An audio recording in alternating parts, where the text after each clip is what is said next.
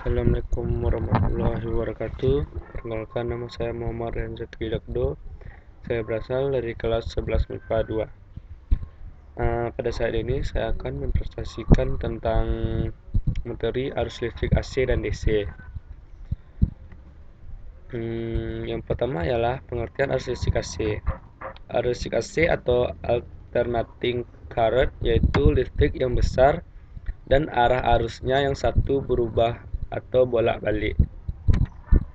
Yang kedua ialah pengertian arus listrik DC.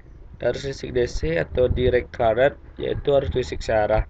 Arusnya adalah arus searah yang alirannya dari negatif menuju ke kutub positif. Berikutnya ialah perbedaan arus listrik AC dan DC. Yang ada di dalam arus listrik AC adalah yang pertama, aman untuk mentransfer listrik yang jaraknya panjang. Yang kedua, arah aliran elektronnya magnet yang mengitari sepanjang kawatnya. Yang ketiga, frekuensinya 50 Hz atau 6 sampai 60 Hz. Yang keempat, berbalik arah ketika mengalir di suatu rangkaian. Yang kelima, besarnya bervariasi terhadap waktunya. Yang ada di arus listrik DC ialah hanya bisa dengan jarak yang dekat. Yang kedua, arah aliran elektronnya magnet stabil yang ada di sepanjang kawat. Yang ketiga, frekuensinya 0. Yang keempat, tetap mengalir satu arah dengan rangkaiannya.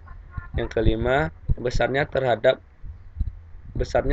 terhadap waktu. Masih dengan perbedaan arus listrik AC dan DC. Yang ada di arus listrik AC adalah aliran arah elektronnya bergantian maju mundur. Yang kedua, generator arus bolak-balik. Yang ketiga, parameter pasifnya impedansi. Yang keempat, faktor daya di antara 0 dan 1. Yang ada di arus listrik DC adalah aliran arah elektronnya selalu bergerak satu arah. Yang kedua, baterainya. Yang keempat, parameter pasifnya hambatan. Yang ketiga, parameter pasifnya hambatan. Yang keempat, faktor daya selalu 1. Berikutnya ialah kelebihan arus listrik AC. Yang pertama ialah jaraknya panjang. Yang kedua, mudah didapat. Kekurangan arus listrik AC adalah yang pertama, tidak dapat disimpan. Yang kedua, tidak dapat dipindahkan. Kelebihan arus listrik DC ialah yang pertama, daya dari sumber energi bersih. Yang kedua ialah sangat hemat energi. Yang ketiga, dapat diisi ulang.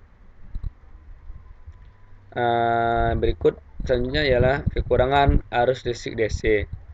Yang pertama ialah daya rendah. Yang kedua, susah untuk menaikkan atau menurunkan tegangannya. Yang ketiga,